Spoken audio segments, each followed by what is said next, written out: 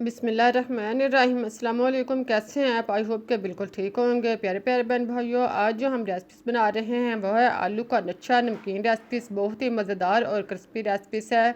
इसमें मैं कुछ आपसे टिप्स भी शेयर करूंगी ताकि आप बेहतरीन तरीके से आलू का लच्छा नमकीन बना सकें। इसके लिए हमें सबसे पहले जिस चीज़ की ज़रूरत है वो है बेहतरीन आलू का इंतखाब।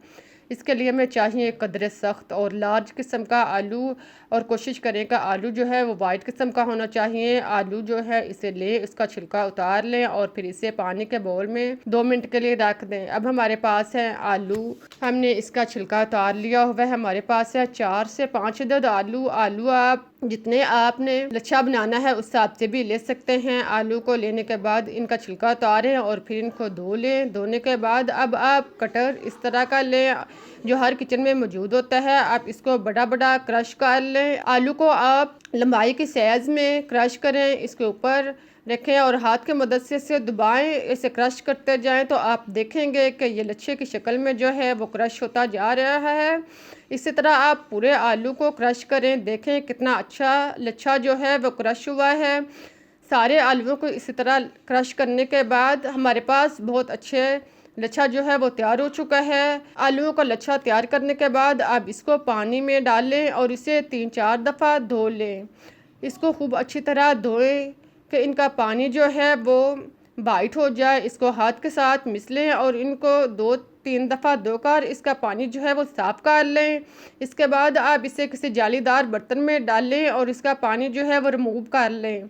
इसका पानी खूब अच्छी तरह रिमूव करने के बाद आप बर्तन को 1-2 दफ़ा झटकें ताकि पानी जो है वो अच्छी तरह रिमूव हो जाए। अगर पानी अच्छी तरह रिमूव ना हो तो आप इसको दोनों हाथों की मदद से दबाएं। आप देखेंगे कि पानी अभी भी काफ़ी ज़्यादा जो है वो इससे रिमूव हो रहा है। कोशिश करें कि पानी इसमें बिल्कुल ना रहे। जितना आप पानी ये खुश्क लच्छा होगा इतने ही आलू लच्छा नमकीन जो है वो बेहतरीन तैयार होगा। हमारी रेसिपी बेहतरीन तैयार होगी। आलू के लच्छे से पानी अच्छी तरह रिमूव करने के बाद अब आप इसको किसी काटन के कपड़े में या किचन टॉवल में फैला दें। इसको काटन कपड़े को ऊपर डालकर अच्छी तरह फैला दें और इसे 5 मिनट के लिए पंखे के नीचे रख दें।